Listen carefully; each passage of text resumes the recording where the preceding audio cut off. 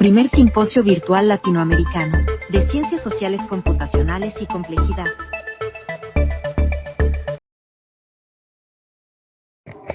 Muy bien, colegas, continuamos con el simposio. Nos toca la charla de Franco Galgano, Emiliano Gutiérrez y Juan La Rosa, que ya nos están acompañando.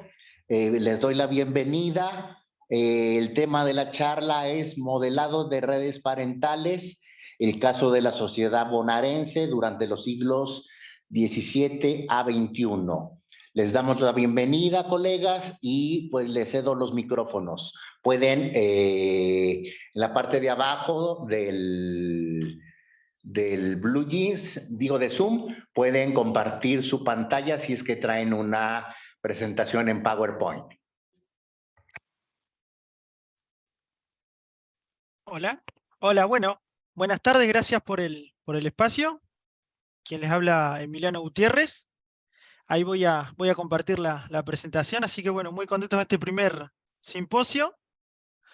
Un segundo ahí que la voy a proyectar.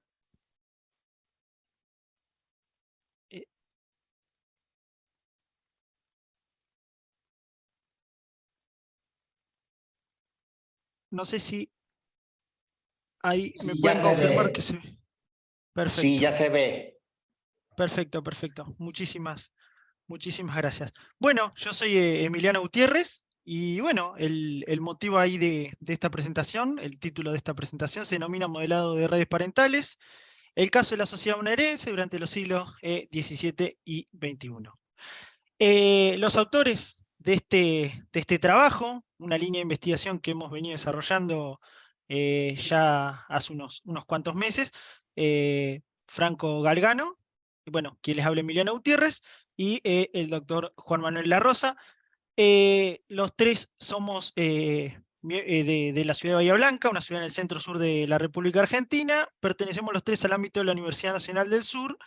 En el caso de Franco, por parte del Departamento de Física, el caso mío y de Juan, al Departamento de Economía y también al Instituto de Investigaciones Sociales, Económicas y Sociales del Sur, que bueno, pertenece al CONICET, el equivalente al CONACYT en el caso de México, ¿no? Nuestro CONACYT se denomina CONICET. Bien. Cuando uno refiere a lo que es la sociedad bonaerense, una cuestión que uno tiene que, por ahí me parece importante aclarar, nos referimos concretamente al ámbito geográfico de la provincia de Buenos Aires, la provincia más importante de Argentina, tanto en territorio como en cantidad de población, y la cual, bueno, tiene obviamente un componente histórico muy importante. En este sentido, las motivaciones sobre las cuales se asienta este trabajo, por un lado entender que la familia es la primera red social sobre la cual un individuo se haya inmerso, es decir, un individuo apenas nace, los vínculos próximos que va a construir muy probablemente sean con sus padres, hermanos y bueno, su entorno más cercano. Evidentemente, nacer en una familia o en otra va a delimitar un montón de cuestiones, no solamente en los primeros años de vida del individuo, sino para toda la vida. Estos lazos de proximidad, bueno, tiene esta carga importante de capital social, este capital social de proximidad, como quien dice, y que puede resultar o habilitador o por el contrario puede restringir los recursos a los cuales el individuo va a poder acceder. Esto es cuando uno piensa en recursos, no solamente en términos de recursos económicos, ¿no? Sino también otro tipo de recursos, ya sea vinculados a características, estoy pensando, sociales, culturales, educacionales, que obviamente tienen un impacto en la vida del individuo. Otro problema, o otra cuestión que puede llegar a surgir, es que la información que tenemos por ahí de una persona que nos interesa, por determinado aspecto reconstruir, es escasa su información. Bueno, si uno conoce a la familia y obviamente al entorno más cercano, este tipo de datos puede aportar tanto conocimiento y contexto sobre el cual se desarrolló la vida de una persona. Y en el caso concreto de del ámbito geográfico, Buenos Aires, y obviamente situado en todo lo que es en toda Hispanoamérica, bueno, este tipo de redes de parentesco podría llegar a comprender fenómenos sociales de interés, permitiendo esclarecer tanto configuraciones y relaciones las cuales se construyen. Y bien, una de las cuestiones es, ¿cómo podemos entonces observar la evolución de las familias a largo plazo, de forma tal que uno quiere observar un grupo importante de familias, no solamente la historia delimitada de un segmento genealógico específico, y, digamos, y obtener conclusiones de relevancia? Bueno, la información entonces que contenía los datos que vamos a utilizar permite obtener diversas cuestiones vinculadas con la influencia familiar y linaje correspondiente a aspectos históricos de Argentina a lo largo del tiempo, pudiendo resultar relevantes para poder explicar procesos sociales, históricas y políticas dentro de este territorio. Un ejemplo de esto, un trabajo muy interesante que hay, que es uno de los principales antecedentes sobre nuestro trabajo, viene dado por un aporte que realizan La Rosa y del Valle, en el cual estudian las dinámicas familiares, concretamente para el virreinato de La Plata, mediante una reconstrucción de las redes de parentesco. Pero bueno, en el caso de este trabajo, lo que hacemos es presentar una primera aplicación de un trabajo que, si bien mencioné al inicio de la presentación, llevó muchos meses. La realidad es que este tiempo fue destinado básicamente a un proceso exhaustivo, y ahora verán cuando empiece a explicarle el nivel de datos que utilizamos, que realmente fue bastante trabajoso en lo que tiene que ver con la recopilación de la información, la cual estuvimos abocados, diría, el 95% del tiempo desde que empezamos a trabajar con esta línea de investigación. Bueno, la idea de este trabajo, de esta presentación, es un poco obtener la correlación entre aquellas métricas estructurales y fenómenos coyunturales, esto es, pensando en el análisis de las redes de parentesco a utilizar, y también poder, con motivación, predecir, a partir de dichas correlaciones, posibles comportamientos de la sociedad frente a shocks externos, esto es, qué sucede si con determinadas dinámicas que pueden ocurrir dentro del entorno familiar, y nuevamente realizar aportes sin precedentes, sobre todo pensando en el caso argentino, por la dimensión de datos utilizados al campo del análisis de redes parentales. Como bien mencioné, hay un antecedente, pero la realidad es que para el caso de Argentina, los antecedentes en lo que refiere a análisis de redes parentales propiamente, es realmente muy, muy escaso en lo que refiere a trabajos de carácter empírico, ¿no? Esto es, quizás de lo teórico puede haber interesantes aportes, pero la realidad es que con datos, es decir, con datos reales, por esta situación no es frecuente, sino que por el contrario, es más bien escaso. En el caso de este trabajo, lo que se utilizó fue un algoritmo de bootstrapping. Esto es, bootstrapping es una técnica que consiste en la extracción de información que está en línea. A partir de un dato que está expuesto en línea, se puede recuperar, sistematizar, procesar y, bueno, ser utilizado para diversas cuestiones de interés. Creo que este campo es muy interesante y es de mucha relevancia para gran parte de las ciencias sociales, ya que nos permite obtener información que, si bien tiene un montón de sesgos, un montón de características particulares, lo cierto es que nos permite manejar un volumen de datos que hasta hace quizás una década era impensado, y por otra parte, no solamente un volumen de datos, sino también a un costo que es muchas veces marginalmente cercano a cero, cuestión que por ahí con los datos que uno debe recopilar en el campo es bastante difícil. En el caso de la reconstrucción de redes, y esto Newman, uno de los expertos en lo que es la análisis de redes, lo menciona bien claro, el problema que hay en tener que reconstruir redes a partir de lo que es la información mediante la recopilación manual. Es bastante trabajoso. Bueno, en este sentido, por ahí bootstrapping podría ser una alternativa para investigaciones futuras, en el caso concreto de las redes, y en un montón de otras aplicaciones para el análisis de fenómenos sociales. Bueno, evidentemente uno descarga la información en línea, pero la tiene totalmente desestructurada, y ahí está el problema, ¿no? Esta información no estructurada requiere un proceso de curación que es bastante exhaustivo.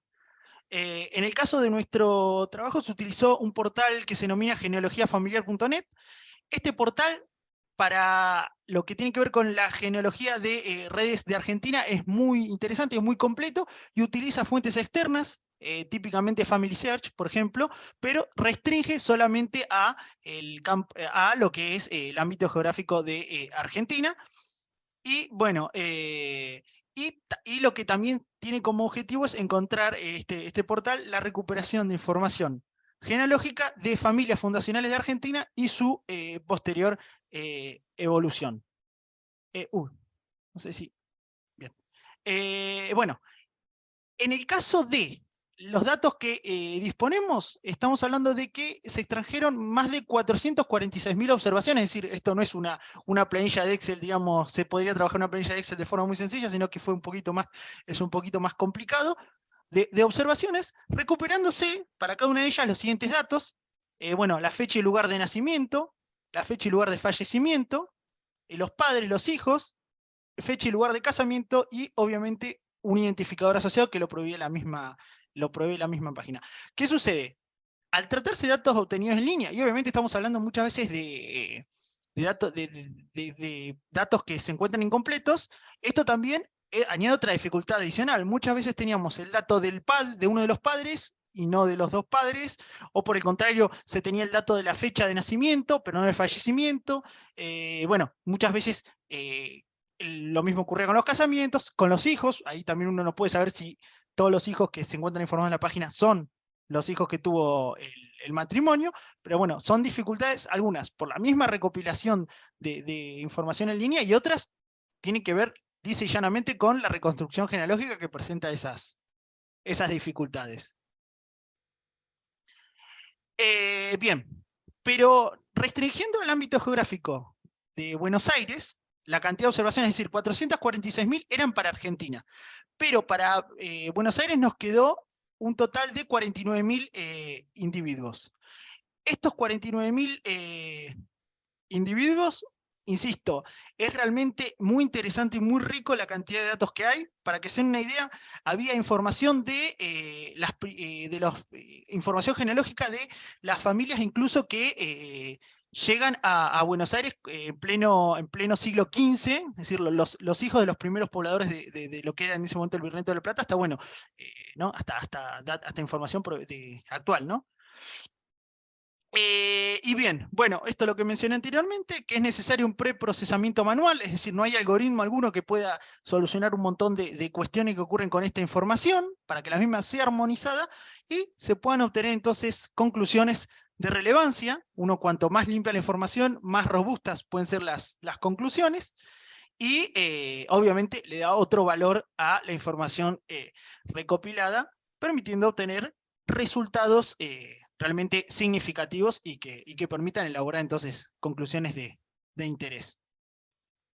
Bien, la modelización entonces de estas relaciones parentales se efectúa mediante lo que se denomina la teoría del análisis de redes sociales.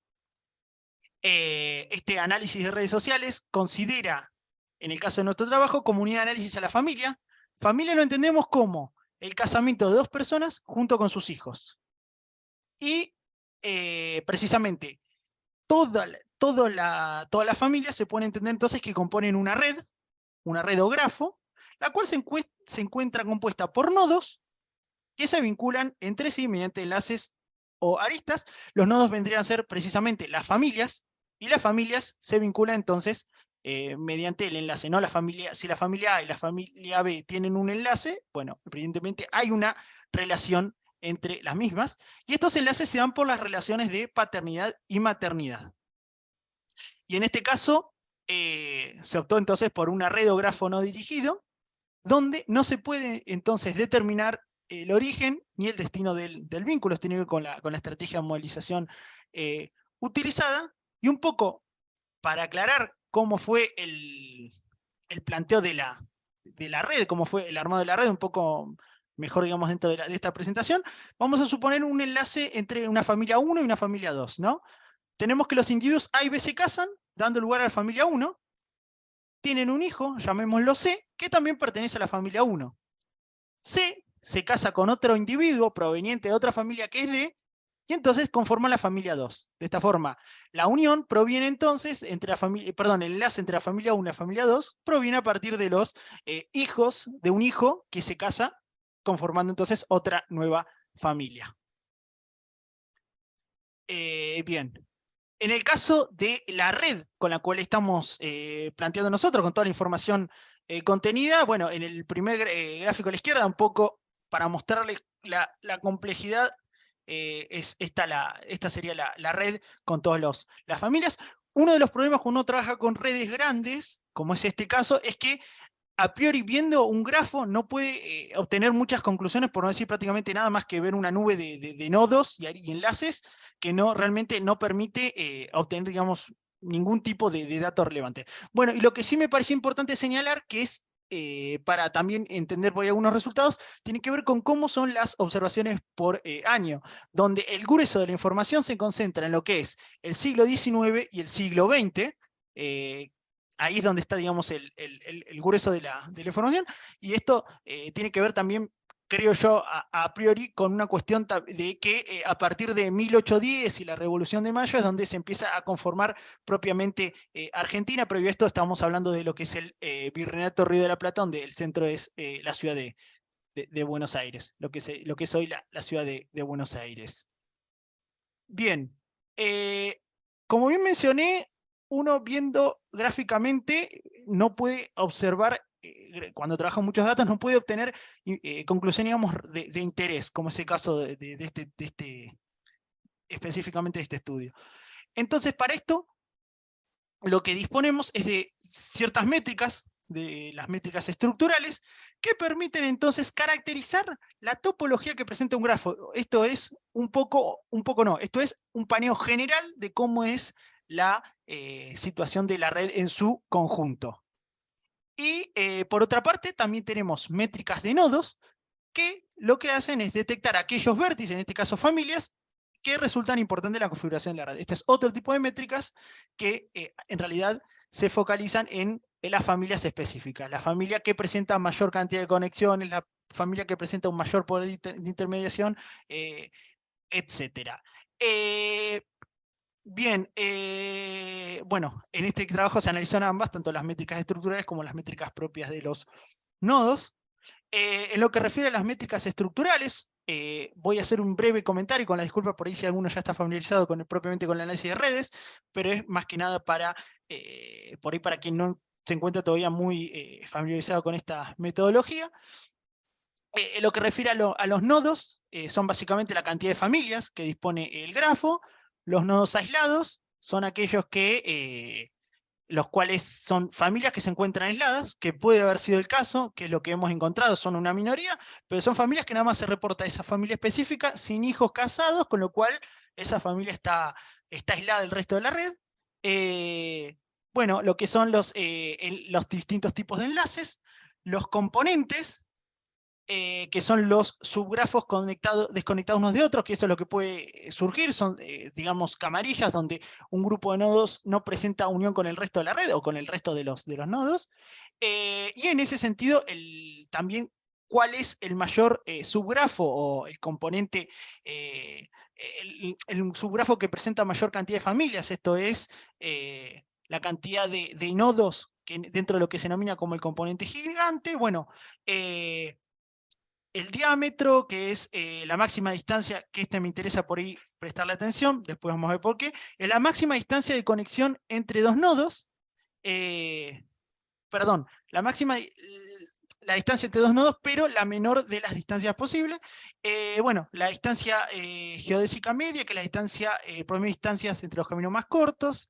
Bueno, y lo que tiene que ver con la densidad, tiene que ver con la conectividad, la sortatividad, que es cómo se conectan los modos, modularidad, clusters, bueno, coeficiente de agrupamiento de red, y lo que tiene que ver un poco con la entrada, salida y la intermediación. Esto ahora lo vamos a profundizar un poco más, pero yendo específicamente a los resultados propios de la red. bueno, nodos, o sea, es decir, familias, estamos hablando de 32.000 familias, 32.188, las cuales tenemos 2.500 que se encuentran aisladas. Un primer dato de interés es la densidad. Esto es el porcentaje de conexiones que hay respecto de la totalidad de conexiones posibles. Es cercano a cero. Esto ya nos está revelando algo. Hay una desconexión importante dentro de la red. Esto básicamente se puede interpretar como que todas las familias relevadas entre sí no se encuentran, es decir, no estamos hablando de un bloque único, sino que por el contrario, más bien habría una gran desconexión. El diámetro, esto es el camino más corto entre los dos puntos más alejados, y eso es lo que me interesa, los dos puntos más alejados de la red es de 54. La centralidad de intermediación, esto es qué tanto poder tienen nodos específicos dentro de la red, y bueno, es baja. Y otro dato también importante es la modularidad, que es bastante elevada, y esto refleja algo que, digamos, un poco lo venimos viendo también un poco con la densidad, y se refuerza que hay mucha modularidad. Quiere referir que precisamente la red está bien separada en módulos, y esto es lo que uno viene viendo, ¿no? Hay como bloques bien específicos de familias, y también lo podemos ver esto en el caso de los clústeres. Acá usamos el algoritmo de Louvain para separar en clústeres, y nos da una cantidad de clústeres bastante importante. Esto, nuevamente, esto refuerza lo que un poco observamos con la modularidad, que la idea de camarillas, de grupos bien aislados unos de otros. Y lo que tiene que ver con el agrupamiento de red, que es bastante bajo, esto denominado transitividad, o también llamado coeficiente de clustering, y esto demuestra también que las conexiones suelen ser entre estos grupos bastante débiles entre sí. Típicamente esto tiene mucho sentido porque la conexión se da a partir de un hijo casado, a partir de una familia donde un hijo se casa. Entonces es bastante débil, no hay otra forma de llegar, digamos, a esa familia, por lo menos uno a priori podría suponer eso. Y lo otro también que sorprende es, bien, sí, no, creo que dije todo, sí. Bien, sí. En este sentido, todo esto son un poco comentando los resultados de las métricas estructurales. Bueno, algunas cuestiones que ya mencioné: la baja conectividad de los nodos, cuidado que hay poca densidad. La intermediación es baja, esto es, pocos nodos presentan un importante nivel de intermediación. Existencia de muchas comunidades, esto tiene que ver con el número de clúster y con la modularidad. Esto es, bueno, dicho de otra forma, lo que acabo de plantear, ¿no? Grupos de familias que interactúan entre sí, pero no construyen relaciones con el resto del entorno. Y, bueno, esto de las conexiones débiles, ¿no? Esto, como digo, no sorprende, sino que viene dado poco también por cómo ha sido planteada la construcción de la red. Ahora bien, una forma de poder ver aquellos protagonistas más importantes de una red es a partir del grado de los nodos. Esto es, el grado puede ser entendido como la cantidad de enlaces que tiene un determinado nodo. Eso es básicamente el grado de un nodo. Supóngase, si el nodo A tiene 5 enlaces, es decir, tiene conexiones con 5 familias, bueno, el grado del nodo es 5, es eso básicamente esta métrica. Bien, detectamos que el grado más importante es de 13 para algunas familias en específico, y acá es donde, bueno, algunas familias, quizás por ahí para el que no está muy familiarizado, son familias bastante conocidas. Digo, los apellidos hoy en día son bastante conocidos en Argentina todavía, como por ejemplo López Camelo, bueno, Álzaga también, Uriburu, por mencionar algunos. Esto, bueno, acá está el problema, es que el grado, en realidad, lo que está mostrando en este caso específico, no es tanto el poder, digamos, que tiene una familia, sino la cantidad, dado cómo se planteó la red, la cantidad de hijos casados, que es una métrica importante, la cantidad de hijos casados que se desprenden a partir de estas familias. Esto es, supóngase, cualquier familia tuvo un hijo, y ese hijo se casó con alguien perteneciente a otra familia, bueno, eso sí, es una métrica, digamos, donde hay cierto poder, pero no podemos ver hasta qué punto se disemina a lo largo de la red, sino simplemente es una foto de un momento específico, una situación que ocurre. Por ejemplo, en el caso, y esto es importante entenderlo, el caso de esta familia, la familia compuesta entre Álzaga Pérez y Piñeiro García, lo que tenemos es que en realidad tuvieron 14 hijos informados, pero uno de ellos no se casó. Entonces, el grado es 13. Eso quiero por ahí por ahí es importante resaltarlo. No implica la cantidad de hijos directamente un grado, pero está obviamente asociado porque mayor cantidad de hijos es más esperable que los mismos se casen. Y lo otro también de interés es en qué años ocurren, también es un dato bastante interesante. Esto tiene que ver tanto por la cantidad de datos que se disponen de justamente este periodo, pero también tiene que ver con la dinámica histórica en el cual ocurren, que tiene que ver, me parece a mí, con también una cuestión de cómo se daban los matrimonios en ese momento, ¿no? Y cómo está también esta concepción de tener hijos en este momento histórico. Bueno, esto es lo que, un poco acá lo que estábamos mencionando, ¿no? El tema de la centralidad de grado, de que solo estaría ilustrando la cantidad de hijos casados. Y entonces, una de las cuestiones por ahí que nos interesaba plantear es cómo observar entonces las uniones familiares más extensas. Y bueno, una idea sería estudiando la longitud del diámetro red, esto es, el diámetro, el dato que nos informa de interés el diámetro es el punto de inicio y el de final de los nodos más extensos. Entonces, el planteo fue, ¿qué pasa si reconstruimos los caminos distintos que habría entre los dos nodos más extensos? Y es eso lo que hicimos un poco como un ejercicio, lo hicimos solamente 3 veces, pero la idea es, estimamos el diámetro de la red, detectamos los dos nodos más alejados, reconstruimos ese sendero, eliminamos todos esos nodos y reestimamos nuevamente esto lo podemos hacer n veces, hasta que nos quedemos sin nodos dentro de la red, pero ahí podremos encontrar, digamos, algunos, si se quiere entender, algunas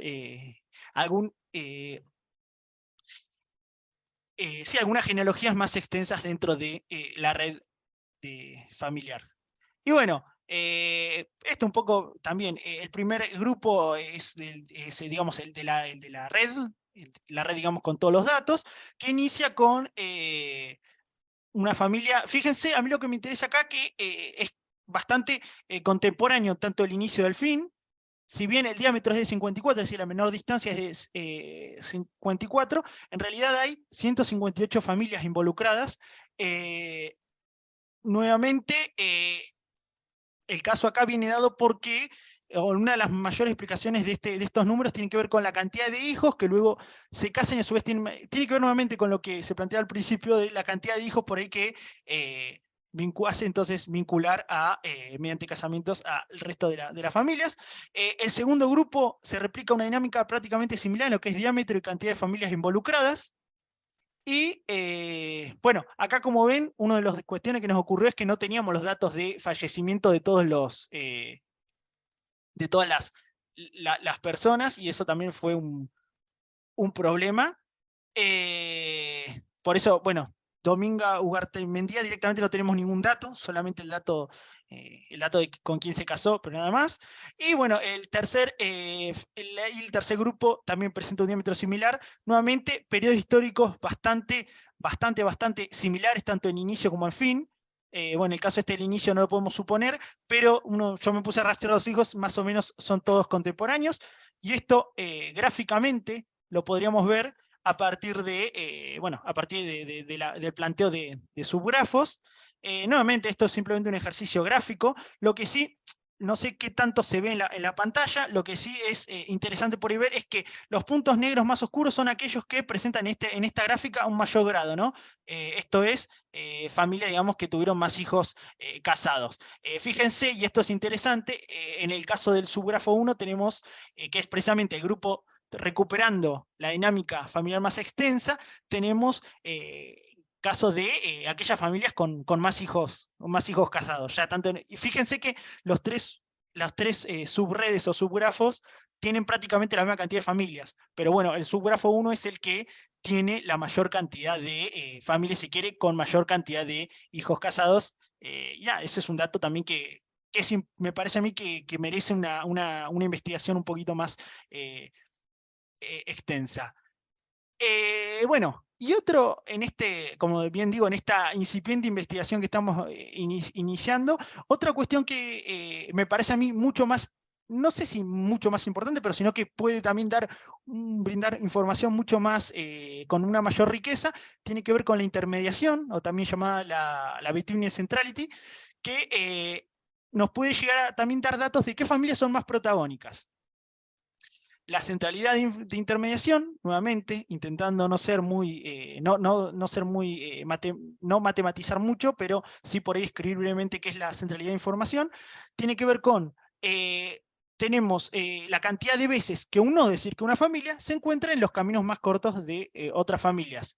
Si ese nodo está muchas veces metido entre medio de los caminos más cortos que hay entre varias familias, lo que en realidad está ocurriendo es que este nodo está concentrando parte de la información, y por eso su desconexión implicaría romper directamente, en muchos casos, el flujo de información que pueden existir entre dos nodos. Es básicamente eso. Bueno, un poco la idea es esa, ¿no? Es una proporción entonces de nodo de la totalidad de caminos cortos en cuanto está presente este nodo, y obviamente cuanto mayor sea el mismo, mayor intermediación presenta esta familia. Y acá nuevamente, bueno, presentamos el top, digamos, sería el top 6 de los más con mayor centralidad de información.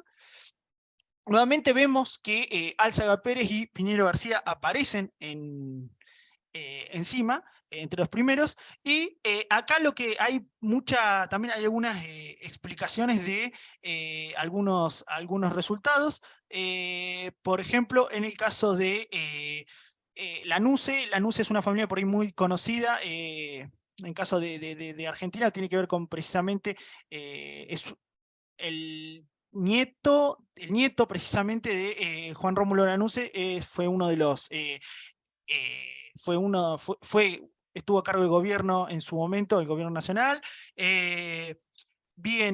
Bueno, y también, perdón, el hijo Juan Lanuse, perdón, el nieto de Juan Lanuse, y son primos. Fíjense que los Lanuse aparecen por ahí como que presentan mayor centralidad de intermediación.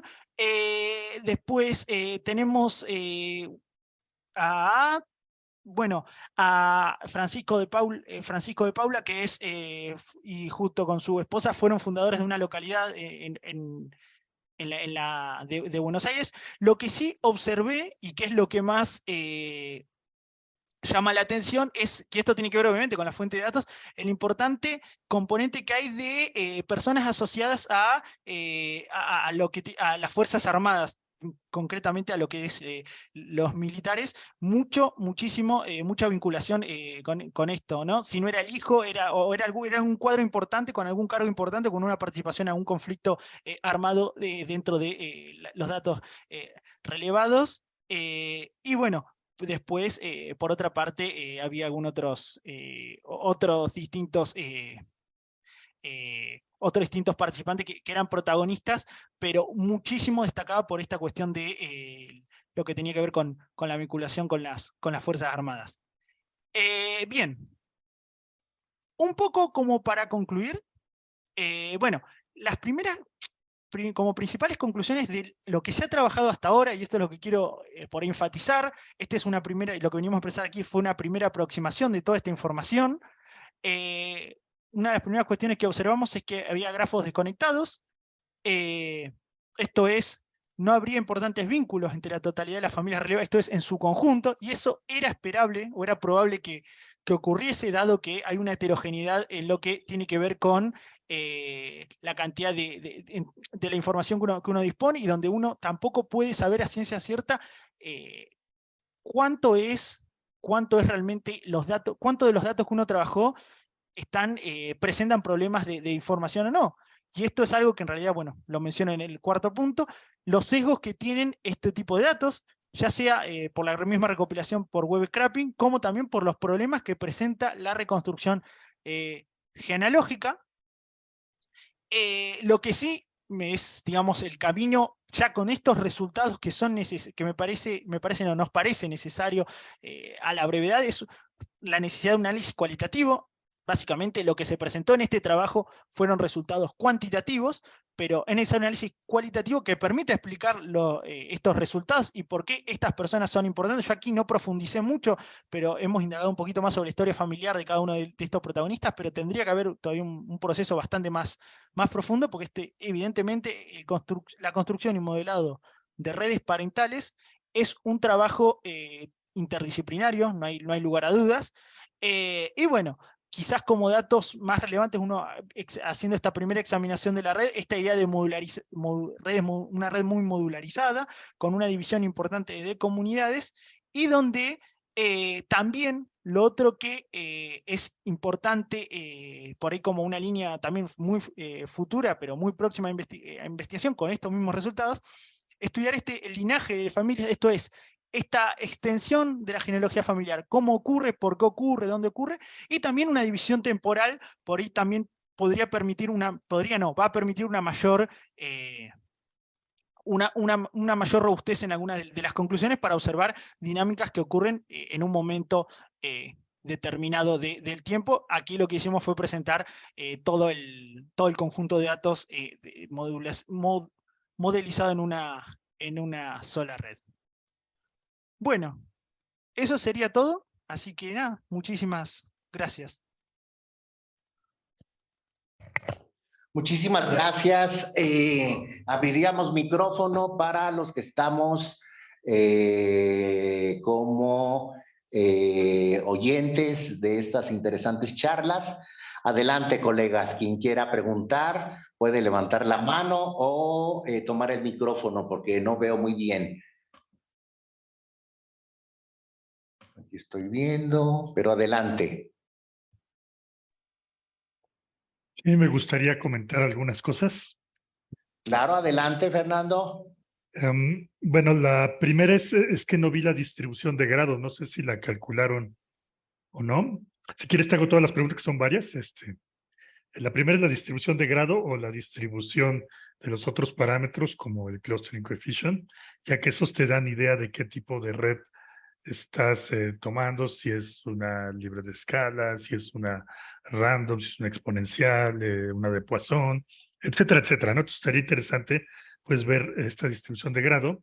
La otra es que no sé si es un análisis de mundo pequeño, porque dado los parámetros que tienes, suena que es una red de mundo pequeño.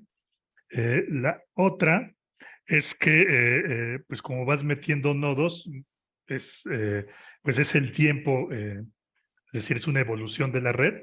Y la pregunta, bueno, esto no es pregunta, más bien sea un comentario, sería bueno pues hacer medidas que dependan del tiempo de la red para ver justo cómo va creciendo, estaría muy interesante.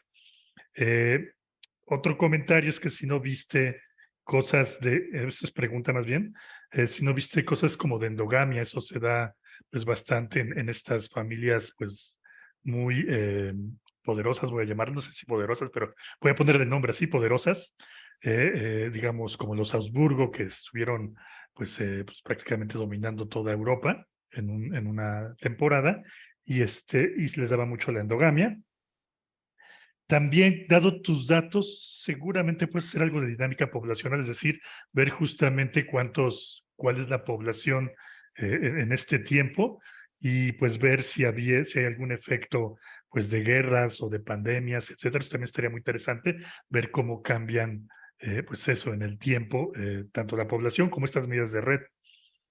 Y pues básicamente serían todas. Muy interesante tu trabajo, gracias.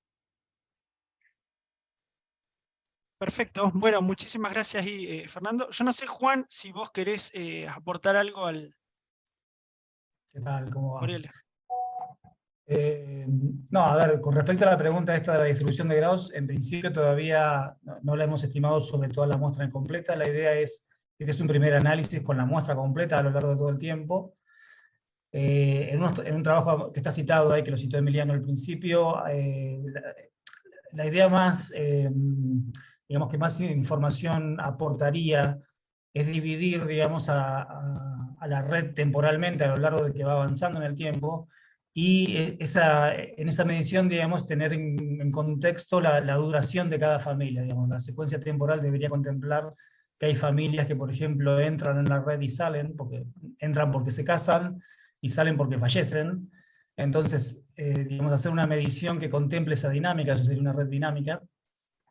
En términos de tomar cross-sections así de la red a lo largo del tiempo, usualmente uno encuentra una distribución de grado que está asociada por ahí a alguna ley de escala, pero en principio todavía no la hemos calculado. Sí yo lo he calculado en un trabajo precedente que está citado ahí. La idea va a ser, en cualquier caso, la idea del proyecto este en general es ir viendo cómo esta evolución de las familias, que algunas familias han crecido, otras han desaparecido en el tiempo, otras realmente han creado linajes que todavía llegan hasta el presente, cómo esas interacciones, cómo esos cruces de familia han estado asociados a eventos socioeconómicos o eventos históricos, cuántas de esas familias y qué estructura familiar está asociada de repente al éxito en la política, en alguna antecedente en política, o en algún antecedente empresarial, o en algún antecedente militar, o en algún antecedente de algún tipo histórico.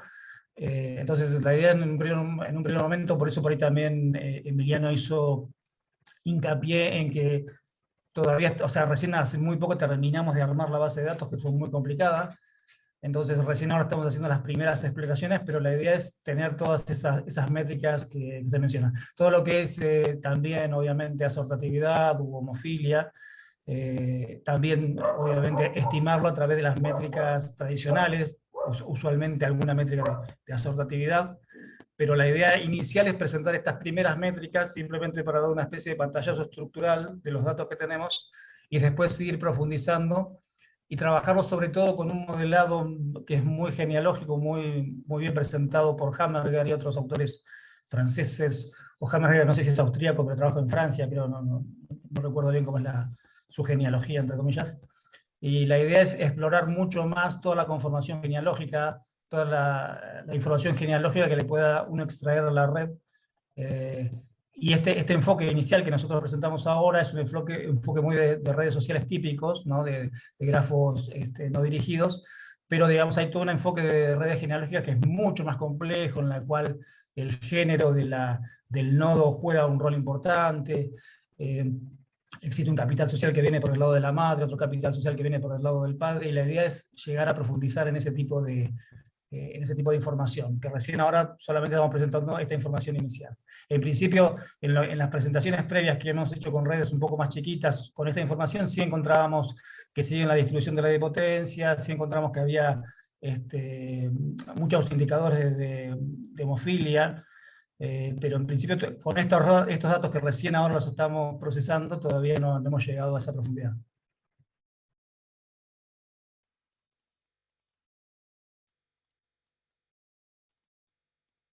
Muy bien. ¿Alguien más quiere comentar?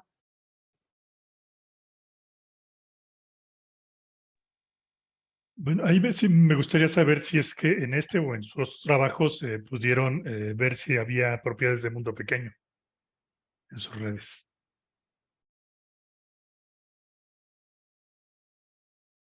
No, habíamos testeado en el trabajo anterior lo que les comenté de ley de potencia, seguían ley de potencia. Estos eran un subgrupo de esta red, que es la que pertenece a las familias del Cabildo de Buenos Aires, en un periodo más corto, que es de 1700 a 1820, 1830. Ese grupo de familias sí seguía ley de potencia, están incluidos en este trabajo también, lo que pasa es que están mezclados con otras familias que se han agregado. Y no, Mundo Pequeño no hemos estimado, lo hemos estimado para otro trabajo que no tiene nada que ver con este, que es un trabajo que ya está publicado sobre redes de Facebook, pero no. En este caso específico no hemos medido si n sigue el logaritmo de la cantidad de enlaces y todo lo demás, todas esas métricas simples de Mundo Pequeño.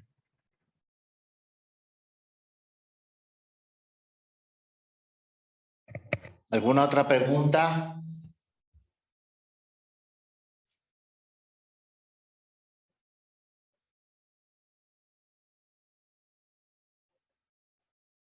No, creo que no hay más preguntas. Bueno, a mí me gustaría comentar un poco El trabajo se me hace muy interesante, muy novedoso. Creo que es algo relevante que se esté trabajando precisamente cuestiones de historia desde un punto de vista más de teoría de análisis de redes sociales. Yo conozco algunos trabajos muy pioneros en ese sentido que se están realizando acá en San Luis. Me ofrezco a poner en contacto a Juan, Emiliano y a Franco, en comunicación con mi colega que realiza trabajo de análisis de redes sociales aquí en San Luis Potosí. Él es historiador y creo que podría darles una perspectiva pues diferente a la que nosotros pues más acostumbrados al análisis de redes complejas o al análisis de redes sociales estamos acostumbrados. Entonces, pues sí, esto es importante. Otra cuestión que también es relevante es precisamente la cuestión que no me quedó muy clara, si me lo pueden explicar un poquito, ¿cómo miden el capital social de las familias o cómo lo piensan medir? Porque no me quedó claro precisamente, era uno de sus objetivos. Me quedó claro que era uno de sus objetivos, pero no me quedó claro si ya pudieron medirlo, si ya lo tienen caracterizado y pues qué perspectivas tienen hacia eso. Gracias. Por ahí el capital social está pensado como un atributo propio de cada nodo en un momento del tiempo. Es decir, por ejemplo, el capital social es la cantidad de recursos a los cuales puede acceder cada individuo dado que pertenece a una red. Entonces, la idea de los recursos ahí está medido de distintas, estamos, digamos, proponiendo distintos tipos de medidas, un poco que ya lo mencioné, que, por ejemplo, que, entre comillas, qué éxito social alcanzó cada uno de los nodos, si fue en política, si fue en el arte, si fue como jefe militar, y después también de algunas medidas que eso va a depender mucho de los datos que podamos conseguir. En muchos casos hay, por ejemplo, el acceso a la tierra de muchos de gente que es terrateniente o que fue terrateniente, la capacidad de trasladar esas propiedades a lo largo de las generaciones. La idea es, digamos, armar toda una serie de variables que pasan a ser atributos del nodo, y son atributos dinámicos, son atributos que van evolucionando en el tiempo, ¿no? Uno empieza se supone que algunos nodos pueden empezar con un nivel de capital muy bajo y después extenderlo a lo largo del tiempo y después trasladarlo a su vez a sus herederos. En principio ese es el patrón de asociar, digamos, la estructura de red familiar con algún tipo de indicador material de éxito digamos, en la vida. Existen otras mediciones también, que puede ser el acceso indirecto a otros recursos a través de estrategias matrimoniales, o de estrategias así, o simplemente por ahí por casualidad, que algún pariente de uno consiga estar relacionado con alguien poderoso. En fin, eso es un tema todavía que lo tenemos que plantear bien a la hora de medirlo, pero en principio es no solamente calcular la red genealógica y su evolución a lo largo del tiempo, sino qué logros han estado asociados con diversas métricas y diversas configuraciones, diversos clústeres que se hayan formado, cómo el acceder a esas redes o a esas subredes vino asociado o no con alguna capacidad diferente del nodo. Ok, gracias. ¿Alguien más quiere comentar? ¿Hacer alguna pregunta? Sí, adelante. Perdón, es que me acuerdo haber visto un estudio que en Venecia, prácticamente en los últimos siglos, 3, 4 siglos, solamente había creo que 50 familias las que dominaban justo el espectro político y económico de la ciudad. Entonces, que es más o menos lo que estabas planteando. Entonces no sé si, obviamente en este trabajo dicen que todavía no, pero si en el trabajo anterior pues pudieron ver eso. Y la otra es que si en la información que tienen, justo tienen también este carácter espacial, es decir, información espacial de dónde estuvieron y ver en un mapa, pues justo cómo se fueron desarrollando estas zonas, es decir, si están localizadas en una zona o si se están, voy a llamarle, difundiendo pues, en todo el país, o cuál es el proceso dinámico espacial, bueno, de la dinámica espacio-temporal en general, pues desde esta red. En principio, Fernando, justo el ejemplo que usted da de Florencia es el ejemplo inspirador de todo el trabajo. El hecho de que a lo largo de 5 siglos las mismas familias mantengan, o sean las más poderosas de una región específica, fue un poco lo que inspiró el hecho de enfocarnos en el análisis de esta red y su asociación a distintos indicadores que puede ser de éxito material, pero también puede ser de éxito en distintos niveles de la vida socioeconómica del momento. En un primer momento, por el hecho de la desigual distribución del territorio, de la población, perdón, de la población que hay en Argentina, Buenos Aires es el foco de análisis, porque es, digamos, donde hay mayor cantidad de familias y de cruces de familias y de historias. En principio, hemos aislado todavía el resto del país de ese análisis, simplemente para abocarnos a donde podríamos extraer mayor cantidad de información y mayor riqueza de información. Pero lo que puede ser el análisis geográfico que está planteado, que está muy subrepticiamente planteado, es que el análisis geográfico, me refiero, es que distintas familias realizaron distintos rituales propios de la vida, digamos, de pertenecer a la religión católica en distintas iglesias. Entonces, un planteo que tenemos, una hipótesis a futuro, es ver cómo el haber congregado, el haber participado en eventos dentro de una misma iglesia, que puede ser el casamiento, el bautismo, los distintos rituales de la Iglesia Católica, pudo haber llegado a su vez a estar asociado con algún tipo de los capitales que detectemos. En ese sentido, ahí vamos a tener un análisis geográfico, pero va a ser dentro de la ciudad de Buenos Aires, dentro del ámbito de la ciudad de Buenos Aires, en las distintas iglesias, porque esa información la tenemos. Todavía no tenemos planteado ningún análisis dentro del interior, aunque tenemos la información. Es mucho más, es menos numerosa, digamos, pero tenemos información de ciudades internas de Argentina como Córdoba, Mendoza, Jujuy, Rosario. Así que la idea es, una vez creado algún tipo de esquema de modelización para Buenos Aires que resulte exitoso, trasladarlo en la medida de lo posible a alguna ciudad del interior para ver si se puede extraer algún patrón más general.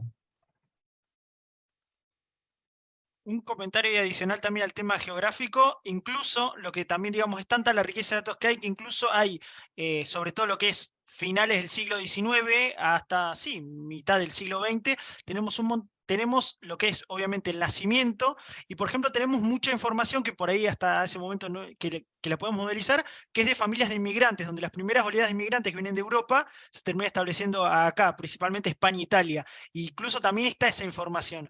Como bien menciona Juan, es totalmente muy amplio, si bien obviamente se asientan en Buenos Aires y ahí es donde uno puede determinar el dato, la realidad es que hay muchísima información y bueno, también teniendo en cuenta esto de los sesgos, ¿no? De que es más probable que familias de altos ingresos se haya una reconstrucción genealógica, digamos, de mayor cantidad de años, por una cuestión de que eran las únicas que, sobre todo pensando en siglos XVII, XVIII, eran las únicas que por ahí tenían algún registro de su acta de nacimiento en una iglesia o en una institución religiosa, una institución, digamos, que oficiaba de registro civil como era la iglesia en ese momento. Pero sí, digamos, incluso tenemos ese tipo de información, nuevamente, con un montón de vacíos o datos incompletos, ¿no? Tenemos por ahí, no tenemos, algunos tenemos hasta la ciudad de la que provienen y el país por fuera de Argentina, y otros directamente no tenemos nada.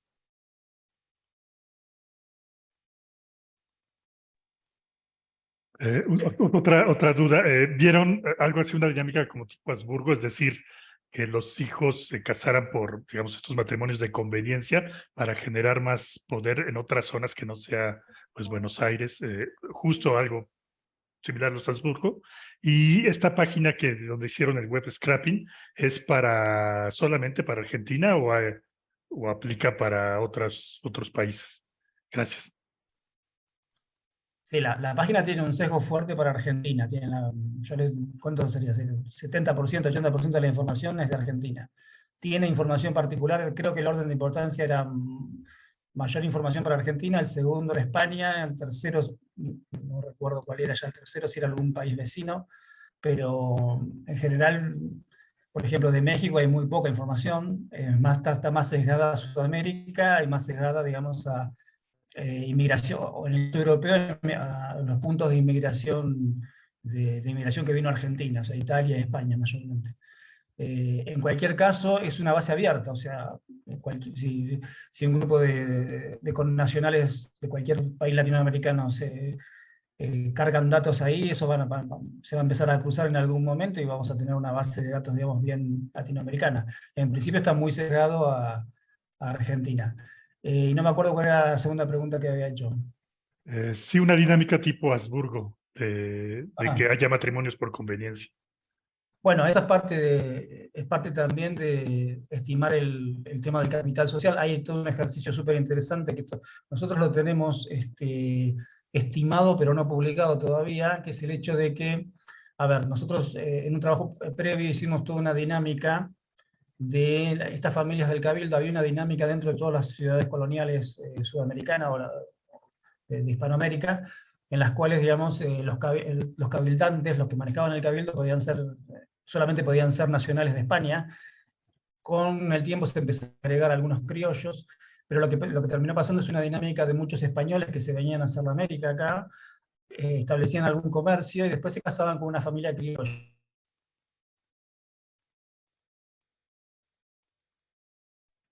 La cuestión de esa dinámica es que nosotros tenemos toda la red a lo largo del tiempo, y lo que podemos estimar es que, por ejemplo, los hombres españoles que venían a Argentina, que se hacían comerciantes, se terminaban casando siempre con una mujer, una criolla, que tenía un indicador de centralidad mucho más alto que el de él.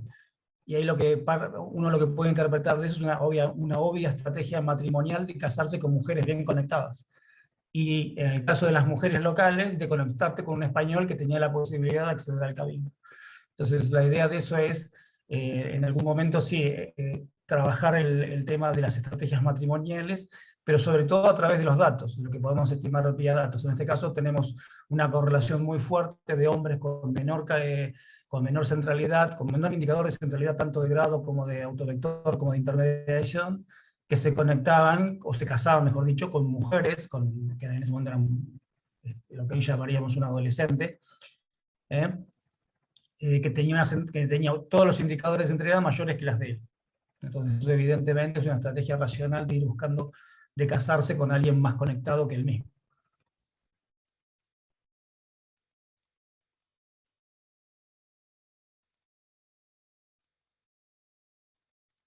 Ok, muchas gracias. ¿Alguien más? Nos quedan 2 minutos.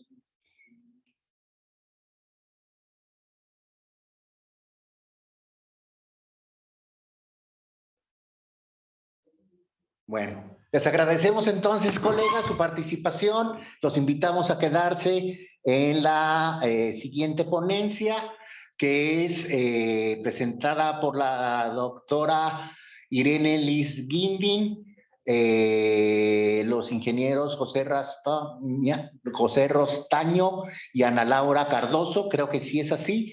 Si no me corrige ahorita Irene, el proyecto, el título de la ponencia es Proyecto Alegatos, una experiencia de investigación entre la judicialización de la política, la semiótica y la ciencia de datos. Estamos a 1 minuto de iniciar la ponencia. Ya está Irene aquí, le agradecemos su presencia. Bienvenida, Irene, gracias por estar. Y pues te pasamos los micrófonos. Adelante. Hola. ¿Cómo andan? ¿Cómo va, Antonio? ¿Todo bien? Todo bien, gracias. Qué bueno volver a encontrarnos. Bueno, primero, bueno, ya estamos nosotros 3 conectados. Solamente una cosa de pronunciación, mi apellido es Guindín, pero sacando eso, todo lo demás estuvo perfecto. No sé, Pepe o Ana, ahí está. Bien, bueno, primero el momento propio del agradecimiento, agradecerles la invitación, fundamentalmente a Antonio, con quien he empezado un vínculo académico este año, y la verdad es que la invitación a participar de este seminario virtual y de pertenecer a la red me parece una una experiencia que está siendo muy enriquecedora porque nos está permitiendo cruzar, digamos, puentes institucionales, tender puentes institucionales y en este caso geográficos también. Así que recontra agradecida por la invitación. Bueno, nosotros, a ver si pasamos a la próxima, nosotros somos estas 3 personas que pueden ver en la siguiente diapositiva. Bueno, yo soy Irene Gindín, soy doctora en comunicación social, pertenezco al Centro de Investigaciones en Mediatizaciones, y soy investigadora en CONICET, que es el Centro de Investigaciones de origen público, digamos. Y este trabajo, esta investigación, ya hace unos años que la estamos desarrollando junto a mis compañeros, a quien me atrevo a presentar en este momento, que son Ana Laura y José, que son ambos ingenieros en sistemas de información, pertenecientes a la Universidad Tecnológica Nacional, de acá de Rosario, somos los 3 de Argentina, como entiendo los compañeros que nos antecedieron. Y bueno, lo que hicimos, trazamos una pequeña hoja de ruta, como para no irnos mucho en tema. La presentación del caso de estudio, como bien decía Antonio, esto es algo que nosotros hemos denominado el proyecto Alegatos.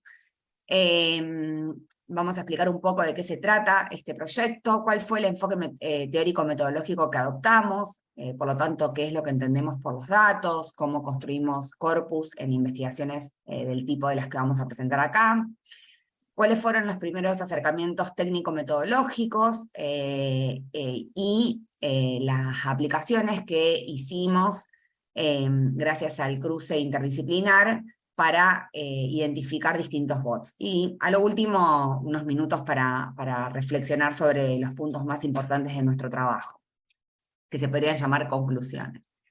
Bueno, entonces pasamos a la primera parte, que tiene que ver con la presentación del caso de estudio. Ay, esperen que me confundí de ventana, acá estoy. Tengo anotadas algunas cosas que no me quiero olvidar de decir, dado que entiendo que hay un público no necesariamente argentino. Nosotros hace un tiempo ya que venimos trabajando, nosotros 3, con una interrogación doble, ¿no? Por un lado, en lo que nos vamos a detener acá, que tiene que ver con la circulación de sentido en sociedades mediatizadas o hipermediatizadas, en torno no a cualquier acontecimiento, sino en torno a una causa judicial en particular, que tiene a la actual vicepresidenta argentina, a Cristina Fernández de Kirchner, como objeto de denuncia. Y tiene otro aspecto que no nos vamos a detener acá, pero que sí es, digamos, de suma importancia, que tiene que ver con la judicialización de la política o los procesos de lawfare que lamentablemente tan bien conocemos en el Cono Sur y en Argentina durante el último tiempo. Acá, como se puede ver en esta primera línea de tiempo, nosotros estudiamos una causa que habitualmente se conoce como la causa vialidad u obra pública. Esta causa comenzó en el 2016, en el 2016 transcurría el primer año de gobierno de Mauricio Macri, que había sucedido a Cristina Fernández de Kirchner, y el expresidente Mauricio Macri lo que hizo fue presentar una denuncia en la que se denunciaba a Cristina Fernández de Kirchner de haber sido jefa de una asociación ilícita por presuntas irregularidades en la concesión de obra pública nacional. Básicamente se acusaba a Cristina de haber desviado fondos o haber pagado sobreprecios de empresas que eran de amigos, ¿no?, entre comillas, y que ese sobreprecio había sido distribuido entre diferentes actores sociales y políticos que conocían, digamos, de este acto no legal, y que habían participado del mismo. Bueno, todo esto, digamos, atravesó estas diferentes etapas que se pueden ver ahí, digamos, una primera etapa de denuncia, luego de indagatoria, después de procesamiento, de elevación a juicio y de proceso oral.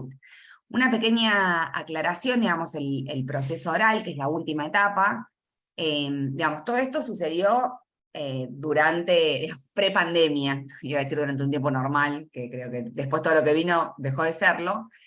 El proceso oral tuvo solo una primera instancia de declaración de Cristina Fernández que fue presencial y luego pasó al ámbito virtual. Todo lo que nosotros trabajamos, que ahora me voy a detener en ello, ya fue a partir de, digamos, de la instalación de un proceso que, a pesar de que podría haber sido llevado a cabo de manera presencial, pasó a ser virtual y continuó virtual durante mucho tiempo, incluso hasta el año pasado, que es el periodo que nosotros trabajamos. En la segunda línea de tiempo, ahí sí podemos ver el acontecimiento que nosotros analizamos, que nosotros estudiamos. Digamos, las distintas instancias judiciales llegaron a una suerte de apogeo, de esplendor, digamos, con este acontecimiento que nosotros estudiamos, que son los alegatos que presentó el Ministerio Público de la acusación contra Cristina Fernández de Kirchner, y que se desarrolló durante, como se puede ver ahí, fueron 9 sesiones de aproximadamente 8 horas cada una, que se transmitieron en vivo por el canal de YouTube del Poder Judicial de la Nación, y que por supuesto fueron retransmitidos, digamos, por todos los sitios, los sitios de noticias, y retransmitido también por los propios medios masivos de comunicación. Digo, era muy usual en ese momento que se detuviera alguna parte de la programación habitual de un canal de televisión o de un canal de una emisora de radio, para pasar alguna parte específica que se consideraba particularmente importante de este proceso. Todo esto que ocurría, digamos, durante estas 9 días, estas 9 sesiones de más de 8 horas cada una, al tiempo que ocurría esto, Cristina Fernández no cesaba de adjudicar, o de acusar más que de adjudicar, al Poder Judicial de estar desarrollando una estrategia de lawfare. Esto lo realizaba mediante todos los canales digitales, digamos, mediante todo el entorno digital que tenía a disposición. Pasamos a la próxima.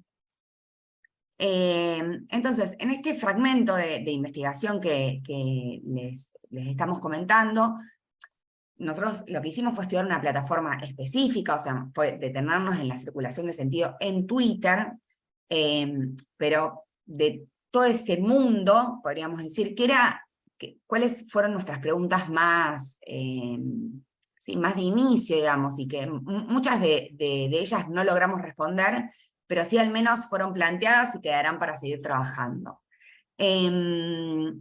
Muchas de las decisiones que tomamos nosotros fueron bastante intuitivas. Nosotros 3 hace bastante que venimos trabajando en otros proyectos que hemos compartido con otras colegas y otros colegas, y que en general teníamos grandes dificultades para la recolección del corpus, y esta era una oportunidad que se presentaba como bastante, digamos, auspiciosa, porque sabíamos, digamos, con tiempo de antelación cuándo serían las audiencias, por lo tanto podíamos programar y, como luego van a comentar los chicos, recolectar en tiempo real, por lo tanto disminuir las dificultades que habíamos tenido anteriormente y también disminuir el margen de aleatoriedad de la muestra.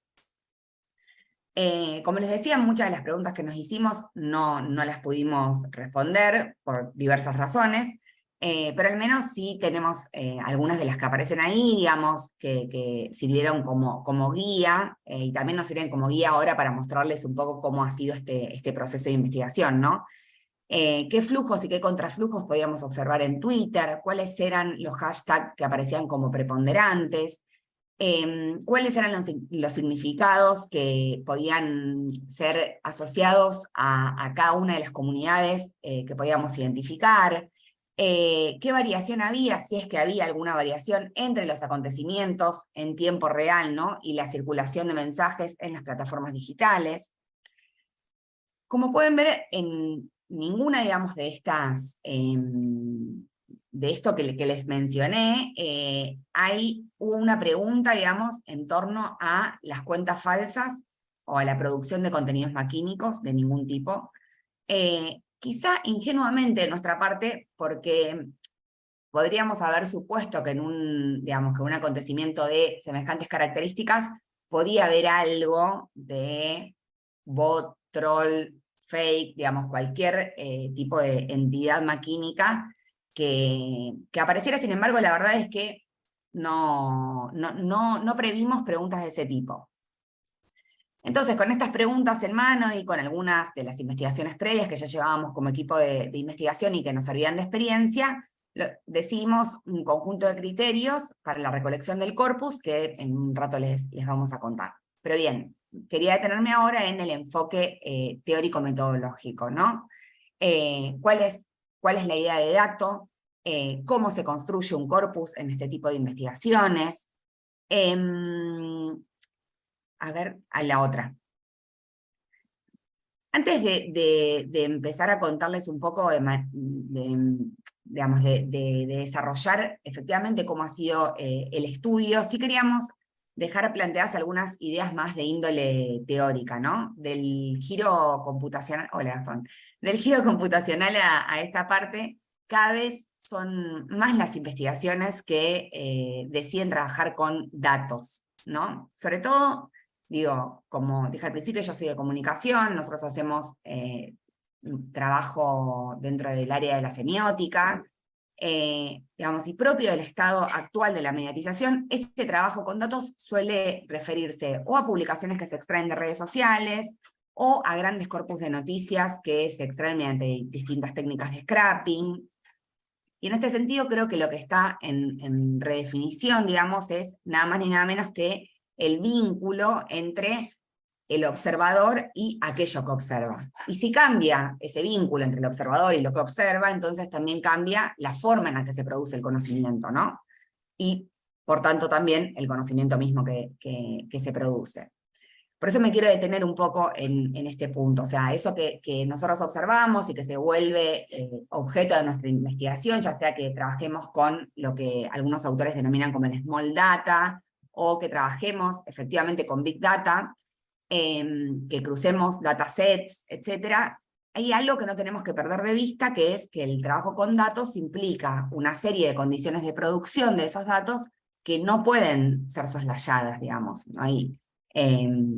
Para poder reflexionar sobre esto hay algo que no por básico deja de ser importante, que es convenir en que el dato no existe solamente a partir de su digitalización. Digamos, nosotros trabajamos con datos siempre, digamos, hemos trabajado con discursos y los discursos son datos a pesar de que no estén digitalizados. En todo caso, lo nuevo tiene que ver con cierto proceso de datificación o de digitalización de esos datos. Y por eso también es interesante volver a la etimología del término, porque ahí aparecen ya algunas pistas, creemos, ¿no?, que pueden orientarnos en cómo el uso de ese término de algún modo se fue deformando, fue avivando ciertas teorías con las que al menos nosotros no estamos de acuerdo. O sea, el término data en inglés deriva de este latín que termina llevándonos a la definición del dato como algo dado, ¿no? Ese something given. Ahora, en tanto estamos todo el tiempo hablando de datos, resulta un término tan resbaladizo que es necesario definirlo constantemente y tratarlo con el suficiente cuidado como para que no se nos escape. Porque aparte, digamos, un poco por el origen del término, es que hay tantas teorías, digamos, creo que cada vez menos, porque estamos peleando esta batalla, pero muchas teorías de índole positivista que proclamaron la muerte de la teoría en favor de una pura empiria. Sin embargo, para nosotros el dato es siempre, digamos, nosotros proclamamos la naturaleza constructiva del dato. Y esta cuestión relativa a los datos, por supuesto, actualiza algo que lamentablemente escuché a lo último de la exposición anterior, pero que tenía que ver con lo cuantitativo y lo cualitativo, digamos, reaviva esa discusión entre lo cualitativo y lo cuantitativo. Para mí reaviva también la forma en la que conformamos los equipos de investigación. Acá tenemos los chicos que son ingenieros en sistemas y yo que soy doctora en comunicación. Creo que cada vez es más ese juego interdisciplinar, y no meramente la proclamación de o el pedido de ayuda a. Pero bueno, es cierto que sí aparece de nuevo reavivar esta discusión entre lo cuanti y lo quali. Por supuesto que hay un montón de bibliografía sobre eso que podemos compartir al finalizar, pero comienzan a aparecer a medida que nosotros definimos o que discutimos la naturaleza constructiva del dato y los acercamientos de tipo cualitativos a esos datos, las primeras interferencias entre lo maquínico y lo propiamente humano. O sea, si nosotros tomamos nos paramos, digamos, desde una perspectiva no antropocéntrica, el paradigma no antropocéntrico, por ejemplo, Mario Carlón, que es un investigador argentino, digamos, que trabaja mucho con mediatización, recomiendo mucho los textos de Mario, él dice que el paradigma no antropocéntrico es aquel que considera, justamente lo contrario, que no considera a lo humano como único productor de sentido. Por lo tanto, lo que necesitamos es otorgarle a la máquina o encontrarle a la máquina, a las máquinas, un lugar en las teorías vinculadas a la producción de sentido en torno a los discursos contemporáneos. Por eso, como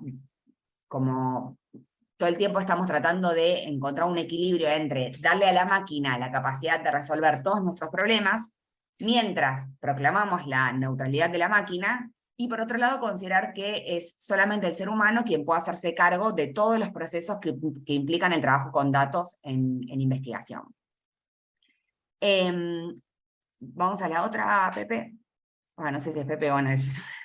En este sentido, digamos, en esta entrada teórica y metodológica, nuestra investigación se sitúa entonces en una zona de cruce entre la semiótica y el análisis del discurso y la minería de datos. Este cruce ha recibido bastantes nombres. Nosotros nos paramos fervientemente en uno, que es el primero, que es el de la semiodata. Los chicos han trabajado en el equipo de investigación que dirige Natalia Raimondo Anselmino, y que es, digamos, quienes han acuñado este término. Aunque aparecen también otras derivas de esos términos. Las denominaciones no son sinónimos, pero nosotros tomamos la semiodata como aquel término, digamos, que lo que hace es evidenciar un vínculo que toma la forma de una subdisciplina entre una ciencia que está preocupada por el sentido, como es la semiótica y el análisis del discurso, y otra que apunta a la identificación de patrones en grandes volúmenes de datos. Lo que propone la semiodata, como dice ahí en el Power, es la integración interdisciplinaria del estudio empírico, de la puesta en discurso, desde un punto de vista sociosemiótico, con el empleo de herramientas y métodos computacionales, y el análisis quanti y quali de datos y de metadatos. Vamos a la próxima. Ok, bueno, la recolección y la construcción del corpus, que es en sí misma, creo que todos podríamos hacer una tesis sobre esto, sobre cómo armamos nuestros corpus de trabajo. Sabemos que está mediada por los intereses de investigación, claramente por el marco teórico, metodológico. También en estos casos está de algún modo restringido, condicionado por la propia plataforma, digamos. Nosotros elegimos trabajar con Twitter, esto en un momento en donde el acceso a Twitter no es el acceso que hay hoy, que suponemos nulo. Muchos de los investigadores que nos volcamos a estudiar Twitter también tenía que ver con la apertura de la API, hemos tenido muchos problemas con cómo justificar eso que estábamos trabajando, digamos, que con pelear con la idea de representatividad de la muestra, pero sí sabemos, digamos, que como en muchas de las investigaciones en sociales, no podemos hacer ningún tipo de inferencia generalizable a lo que estamos viendo en este trabajo. Bien, les paso la palabra a los chicos. Bueno, continúo yo por ahora. Buenas tardes. Bueno, vamos a hacer un primer acercamiento más técnico-metodológico de lo que fue el trabajo y de los diferentes estadios por los que hemos ido transitando. El primero de ellos es, bueno, ¿cómo conformamos ese corpus? ¿Cómo hicimos una recolección de datos? Como dijo Ire antes, teníamos definidos los días de la audiencia, entonces definimos que se iba a recolectar el día anterior, el día del alegato y el día posterior, y ahí se iba a cortar la recolección, porque el volumen de datos que preveíamos era muy grande y terminó siéndolo. Entonces teníamos que poner ciertos cortes, porque después el volumen, si no, es imposible de procesar. Entonces, bueno, se seleccionaron las fechas de los distintos alegatos, del 27 de julio al 3 de agosto, del 8 al 10, del 16 de agosto, que fue un viernes, y después del 18 al 23. Y definimos ciertas palabras clave y hashtag para realizar la escucha de los diferentes tweets. Algunos se habían incluido inicialmente, sobre todo las palabras clave, y después se fueron incorporando algunos hashtags en tiempo real en base a lo que íbamos viendo que iban apareciendo, porque fue bastante dinámico y a medida que íbamos recolectando aparecían nuevos hashtags o había algunos eventos que imponían algunos, entonces bueno, como las redes sociales son dinámicas, hay que ir ajustando la escucha para tratar de recolectar lo máximo que se pueda. Entonces ahí surgieron un montón, sobre todo de las últimas. Creo que se arrancó con el tos con Cristina primero, que fue como el que se propuso con más fuerza. Después empezaron a surgir variantes. Más adelante vamos a ver una nube de palabras y se va a ver la cantidad de hashtags que había, que fue bastante grande, pero la mayoría combinaban, así que tenemos más o menos abarcados casi todos. Teníamos más o menos unos 900.000 tweets recolectados, que era una buena cantidad de información. Bien, unos 974.000 tweets fueron recolectados en esos días, de los cuales más o menos tenemos un 40 de tweets y un 60 de retweets. Después hicimos un análisis más de los hashtags más importantes, en el que se destacaba el todos con Cristina, en donde el 31% de los datos publicados lo utilizaban. Esto quiere decir que lo mencionaban. Pueden ser tweets a favor o en contra. No, eso no se analizó en este caso. Otros, por ejemplo, destacados es el Poder Judicial apesta, pero con una cantidad de tweets mucho menor, unos 26.000. Pensemos que es 26.000 sobre 774. Es un porcentaje mucho menor. Pero este fue un hashtag que se incorporó porque lo propuso la misma Cristina en alguna de sus apariciones en las redes sociales. Bueno, en cuanto a la recolección, los primeros análisis que hicimos fue la distribución de los datos temporalmente. Se puede ver que existen picos los días de las audiencias respecto del día anterior y el día posterior, siempre es mayor, donde se recolectó la mayor cantidad de datos. También hay un pico menor que está en el día 9, fue en base a una denuncia que había hecho la expresidenta, en base a que algunas fotos que circulaban en las redes sobre que los fiscales habían estado en un equipo de fútbol, en un country conocido, y bueno, eso abonaría la teoría del lawfare, por lo menos eso es lo que se ponía en las redes. Bueno, sobre eso empezamos a hacer un análisis descriptivo de los datos, donde lo primero que surgió fue que los 100 primeros autores, o sea, los que más contenido habían tuiteado, tenían nombre de usuario que nos hacían pensar que casi con seguridad eran bots, como por ejemplo los que se mencionan ahí, nombres con muchos números al final, o al revés, muchos números al inicio o al final, con un mayor contenido, casi todos retweets y casi ningún tweet. Entonces nos propusimos ver cuánto nos ensuciaba esto, el análisis que estábamos por llevar adelante. O sea, cómo analizar la discusión de Twitter si en el medio había una gran cantidad de bots que empezaban a interactuar con el resto de los usuarios también.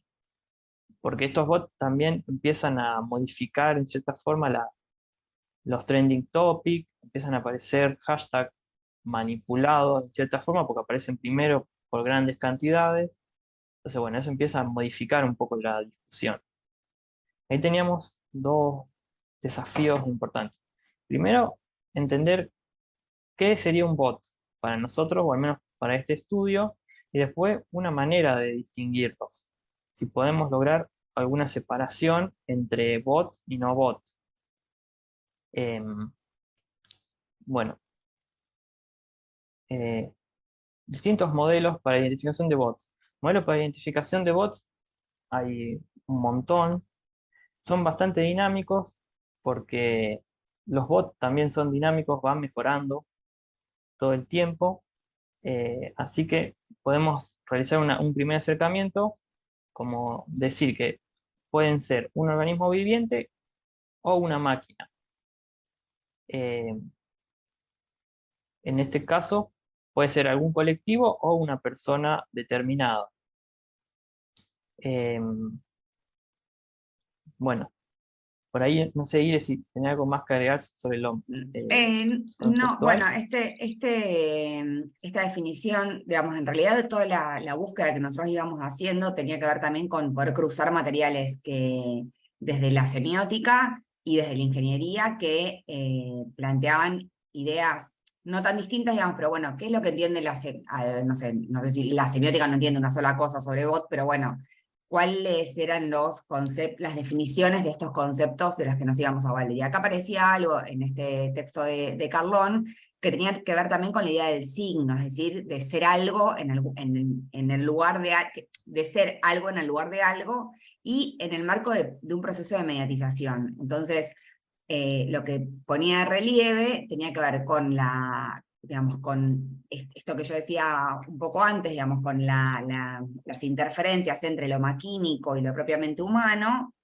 y después también otra cuestión que tiene que ver con la colectivización de eso maquínico, ¿no? Como decía Pepe recién, cómo eso de algún modo tiene otros impactos que no solamente tienen que ver con, digamos, con la emisión de un tuit, sino cuando eso ya se vuelve una práctica colectiva, por decirlo de algún modo. Eso solo. Bueno, para hablar de bots, por ahí tenemos que remontar al test de Turing, en donde un bot lograría su objetivo si logra engañar a un ser humano. O sea, en cuanto a lo que es un chatbot o cualquier clase de bot, lograr interactuar con un ser humano y que ese ser humano no logre diferenciar si está frente a una persona o no.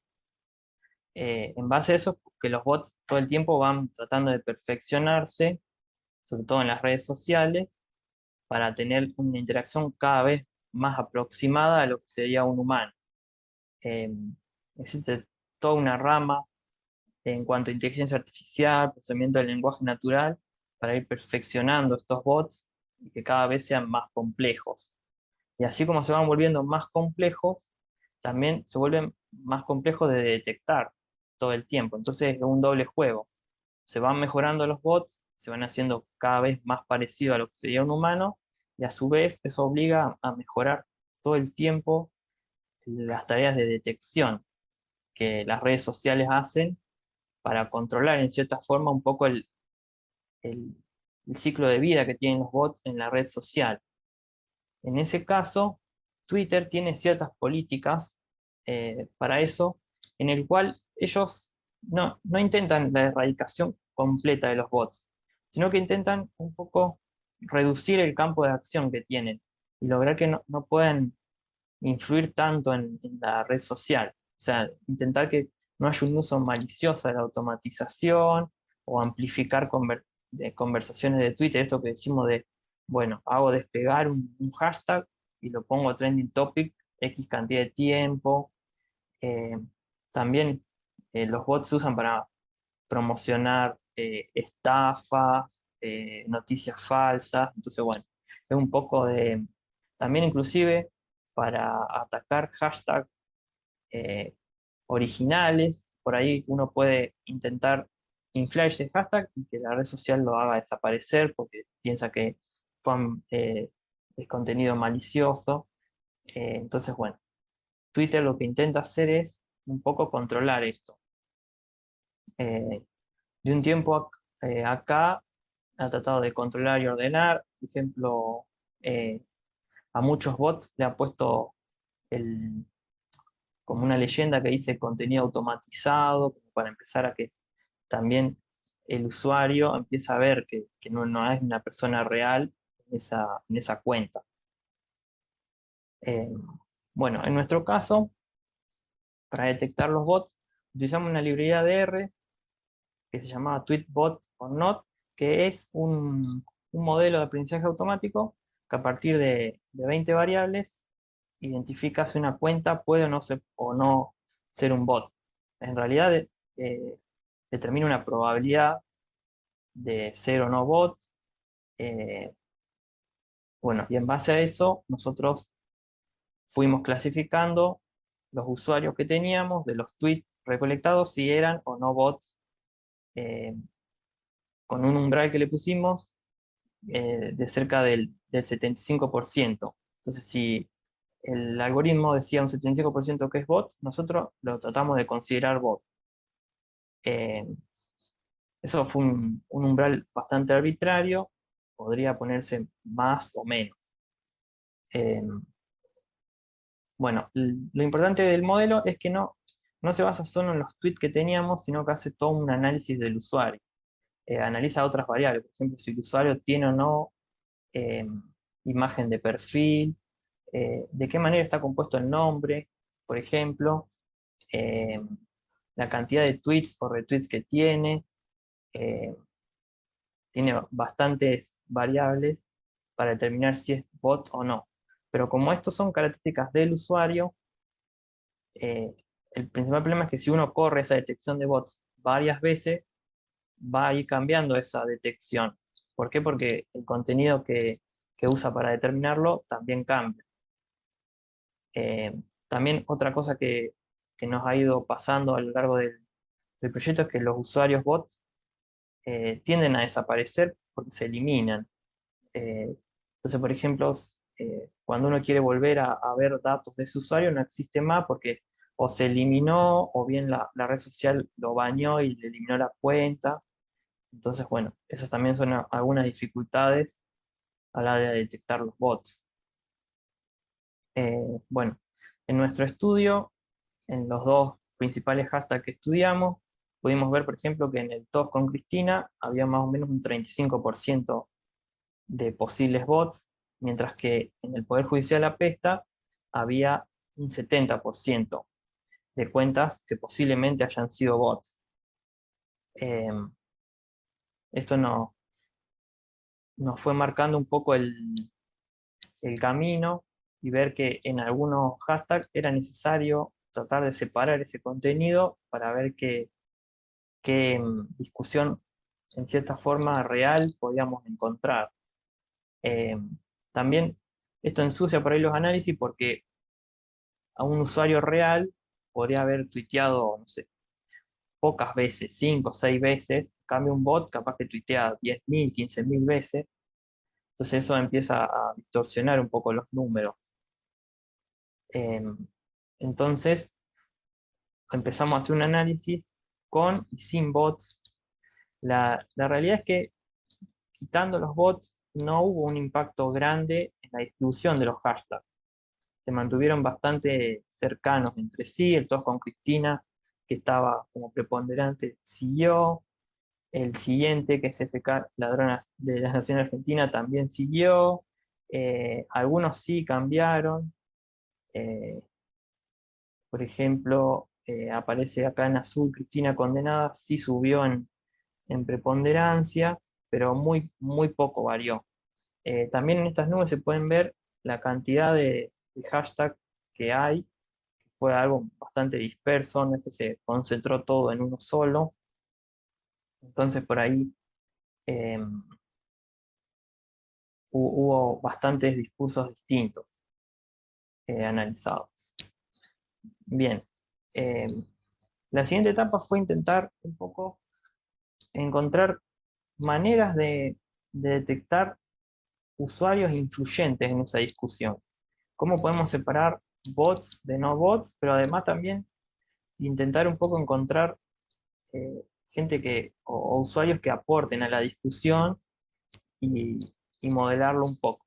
Para eso nos basamos en el modelo de grafos y en un algoritmo que es el PageRank, que nos permite, primero armamos un grafo entre todos los tweets y después ir determinando donde en cada nodo sería un usuario. Entonces determinar cuáles serían los nodos influyentes aplicando este algoritmo y poder un poco echar un poco de luz sobre lo que teníamos. En general, los bots generaban un gran número de retweets, como habíamos analizado antes, por lo que no aportan contenido nuevo, sino que toman contenido y lo retuitean y lo esparcen en la red. Entonces, bueno, un poco el algoritmo PageRank, que fue creado por Google para optimizar las búsquedas web, cuyo objetivo era, bueno, de entre el mar de páginas que existe, intentar encontrar las influyentes, cosa que cuando uno busque en el navegador, te dé resultados lo mejor posible. Para esto es un modelo de grafos en donde, en nuestro caso, los usuarios serían los nodos y los enlaces serían los tweets y los retweets. En este caso, como bien dice ahí, por ejemplo, si un enlace de un nodo A a uno B se cuenta como un voto. Es lo mismo que un retweet de B a C se contabilizaría como un voto de la cuenta B a la cuenta C. Además, se caracterizan los nodos en donde un nodo con un PageRank más grande valen más los votos que otro que esté más hacia las afueras. Todo este análisis lo hicimos llevando de los datos recolectados a un grafo utilizando un programa que se llama Gephi, que permite graficar el nodo y entonces en base a eso irlo trabajando con diferentes algoritmos. Es de bastante ayuda. Lo único que tiene como para resaltar es que se necesita bastante potencia de cálculo y eso empieza a limitar también el tamaño de los corpus. En nuestro caso, un corpus de 900.000 tardaba bastante en procesarse cualquiera de los algoritmos y también de visualizar, porque con Gephi se pueden ir acomodando los grafos para que los nodos queden un poco mejor visiblemente, pero eso demora tiempo y ocupa bastante poder de cálculo. Acá podemos ver una primera aproximación de lo que era el grafo. Si se fijan, cada puntito es un usuario. Entonces, en este pedazo de pantalla tendríamos los 974.000 usuarios. A estos usuarios ya los clasificamos por PageRank. Eso quiere decir que existen puntos un poco más grandes. Esos son aquellos que tienen un PageRank más elevado. Entonces podemos empezar a separar usuarios menos influyentes de más influyentes.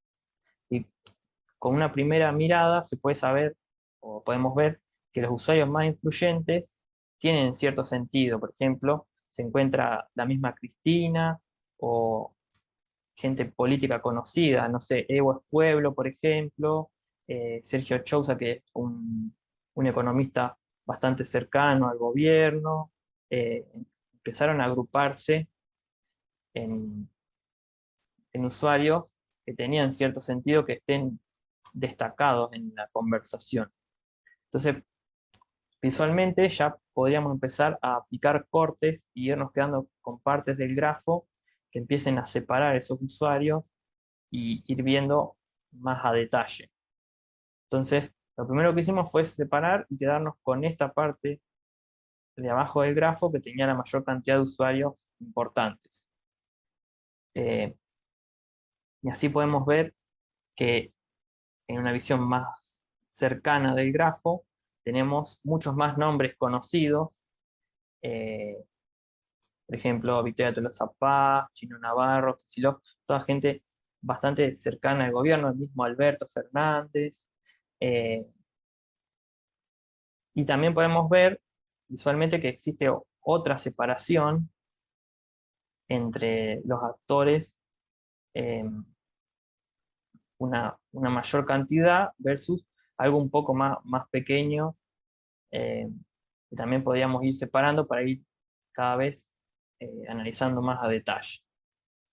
Bien, en esos análisis podemos detectar, bueno, que si bien Cristina era la principal involucrada, no era la primera usuario influyente en este grafo.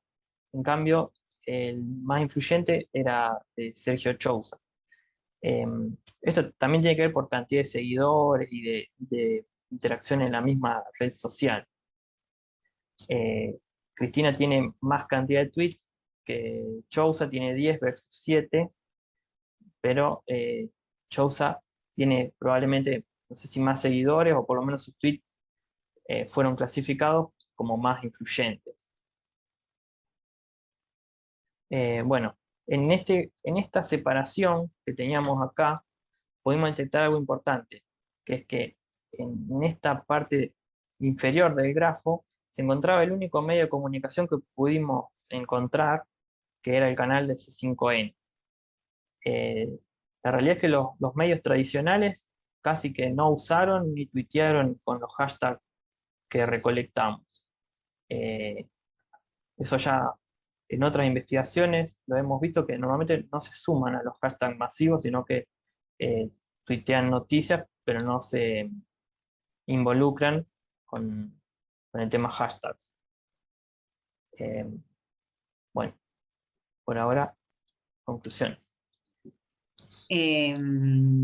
Bueno, en realidad no tenemos así como conclusiones muy pomposas, son más preguntas. Por un lado, algo que cuando hablaba Pepi, son cosas que hemos conversado en todo este tiempo, que tienen que ver con, primero con considerar que la automatización del contenido, digamos, ya es un dato en sí mismo. Digamos, para nosotros hacer un esfuerzo, realizar esta detección, esta separación, poder, como se dice coloquialmente, separar la paja del trigo, pero de por sí la cantidad de contenido maquímico es un dato. Que no por ser un contenido maquímico tenía que ser expulsado de nuestra investigación y no considerado, pero sí, digamos, dentro de las cosas que nos quedan como para seguir haciendo, o preguntas también que nos despiertan la lectura de otros trabajos que van más o menos en la línea del nuestro. Es, por ejemplo, ¿cuál es la interacción que tienen estos bots? Poder rastrear algo del orden del origen, no del bot, sino del hashtag. Pepe mencionó uno de ellos, que fue el Poder Judicial Apesta, que tuvo que ver con una interacción de la propia Cristina. Y ver también, como mencionaba Pepe a lo último, cuál es el papel de los medios masivos en este tipo digamos, de trabajos, porque bueno, parte de la circulación de sentido que aparecía al principio, digamos, mencionada por mí misma, digamos, tiene que ver con una circulación hipermediática, digamos, una circulación de sentido que, si bien nosotros la analizamos específicamente en Twitter, digamos, el sentido fluye. Entonces esta circulación aparece en C5N, aparece en los portales digitales, aparece en WhatsApp, digamos, y son otro montón de medios que necesitaríamos analizar para poder tener un panorama completo, para lo cual necesitaríamos un montón de dinero y un montón de gente que lamentablemente no tenemos ni una ni la otra. Pero todo esto nos lleva como a la pregunta de si es posible o si tiene sentido seguir realizando investigaciones que se hagan, digamos, desde como las disciplinas más tradicionales o más estancas, y asimismo cómo poder coordinar actividades, y fundamentalmente movilizar conocimiento, interacción, que signifiquen verdaderas colaboraciones disciplinares, digamos, que creo que hay todavía y con esto termino, digamos, como algo que un poco discutimos en un seminario que dimos y del que participó Antonio, como todavía hay, no me sale la palabra, pero como una barrera invisible, algo así. Claro, eso, Pepe, gracias, tal cual, como una barrera en donde, bueno, se le pide al o la ingeniera, o se le pide al técnico que realice una actividad, cuando en realidad creemos que parte de la encrucijada que tenemos que atravesar tiene que ver con poder resolver estos problemas de investigación de manera colectiva, interdisciplinariamente, y que a nuestro criterio al fin y al cabo es el único modo de poder producir conocimiento que tenga, digamos, verdadera calidad. Bueno, creo que hasta acá les agradecemos mucho la escucha y el espacio, y bueno, espero que les haya interesado. Muchísimas gracias, Irene, José y Ana. Abrimos entonces los micrófonos para la participación del público. Adelante, quien quiera participar.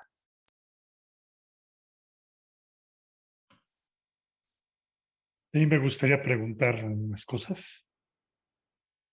Sí, adelante.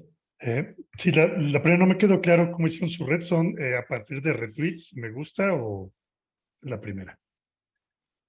De retweets. O sea, los usuarios son los nodos y los retweets son los arcos, básicamente. Ok, muy bien. ¿Y ahí los me gusta no los consideraron o alguna... ¿Por qué razón?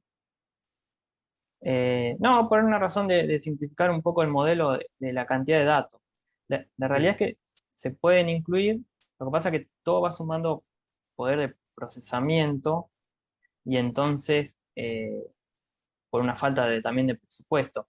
Procesar un grafo tan grande requeriría algo más de procesamiento, que sea en la nube o algo más potente para ordenar el grafo y poder ir sacando la información. Porque si no, la realidad es que el presupuesto también en estos proyectos que son bastante de Big Data limita mucho el análisis que uno puede hacer. Claro, sí, sí, no, totalmente de acuerdo.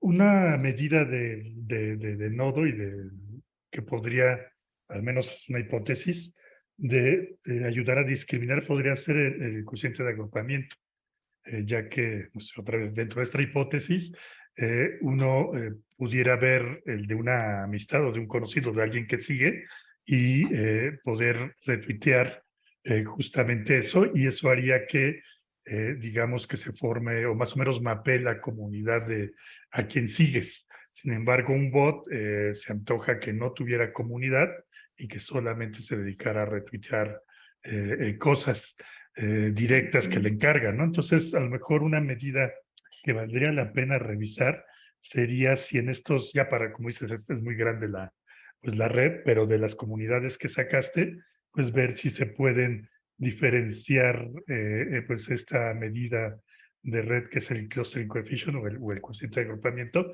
para ver si pues eso, hipótesis que parece factible, que los bots no forman comunidad o si la forman son comunidades muy Reducidas. estáticas. Sí, Sí, vacías o estáticas, ¿no? Ujú.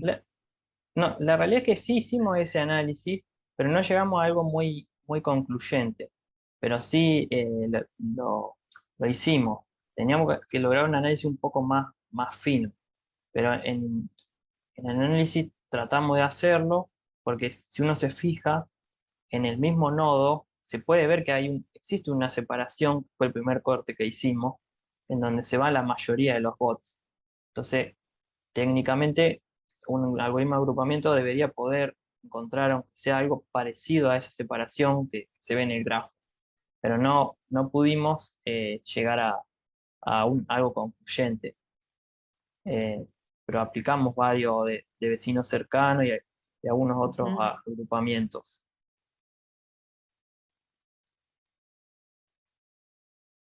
Ok, gracias. Bueno, Gracias a vos, Fernando. ¿Alguien más?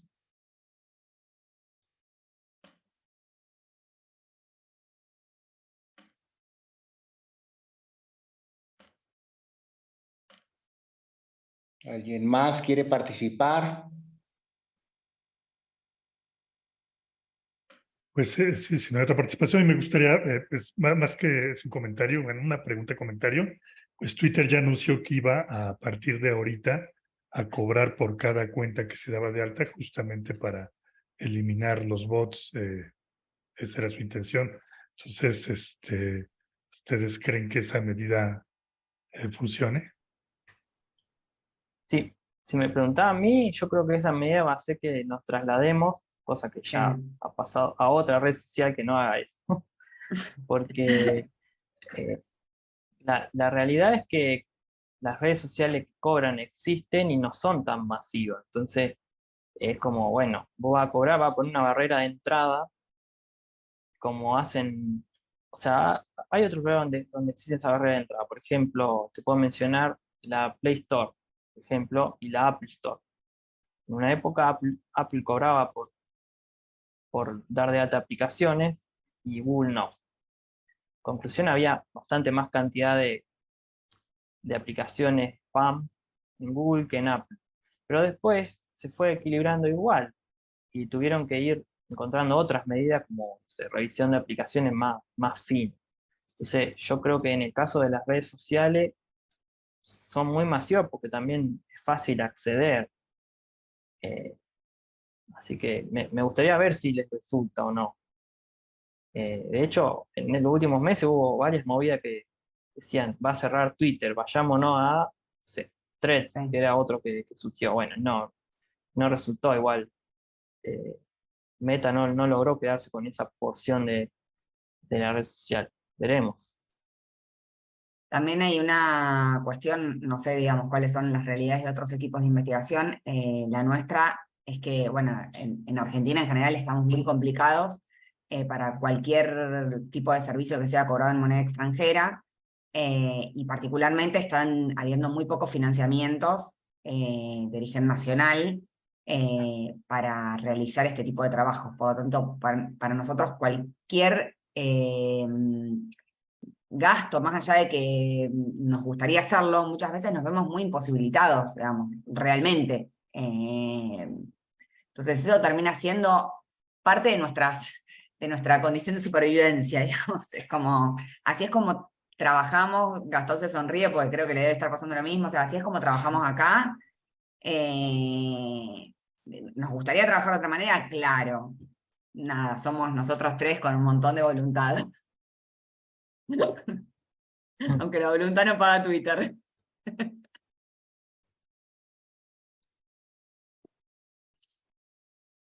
Aprovecho si hay un minuto.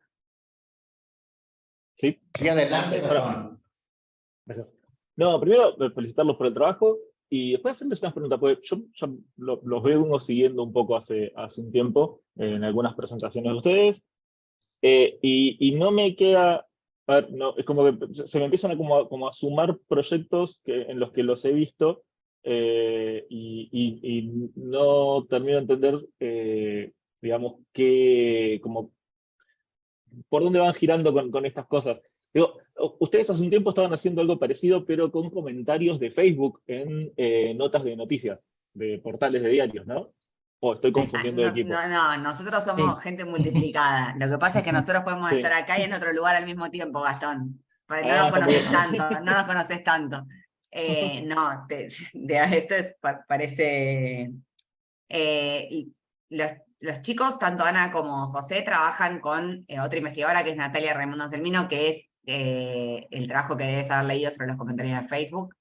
Y aparte, todos, o sea, Natalia, los chicos y otro montón de personas, trabajamos en un proyecto muy interesante en el que elaboramos sobre Rosario Sangra, que fue un acontecimiento, digamos, muy particular en Argentina y en Rosario, en la ciudad de Rosario en particular, que tuvo que ver con una serie de asesinatos, de muertes, digamos, a diferentes jóvenes, y que en donde nos empezamos, en realidad fue nuestra conformación más sólida de equipo, y donde nos empezamos a preguntar sobre aquellos movimientos que empezaban era otro tiempo, era 2016 eso, ¿no? Entonces, situado en tiempo y espacio, movimientos que empezaban en redes sociales.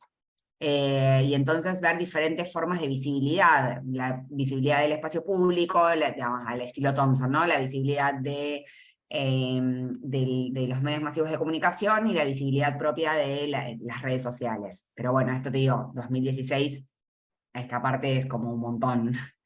No, por eso mi pregunta era si es que ustedes de alguna manera están haciendo como una especie de recorrido metodológico de ir probando distintas fuentes. También es verdad que las fuentes van variando en el tiempo. Digo, hoy por hoy ya Facebook, ni comentarios en diarios, digo, me parece que no existe más comentarios abiertos en los diarios.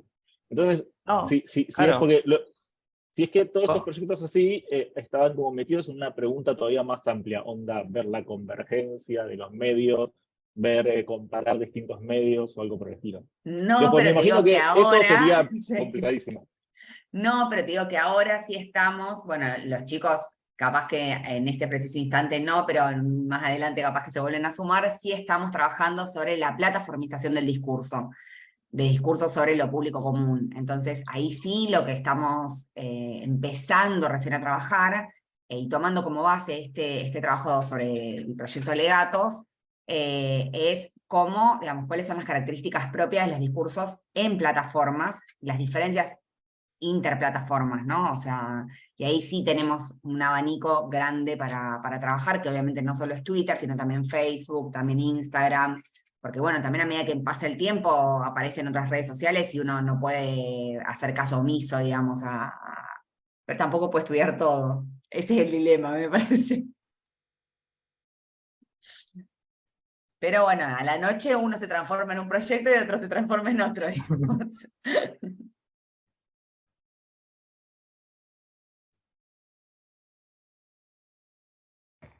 ¿Alguna otra participación, colegas?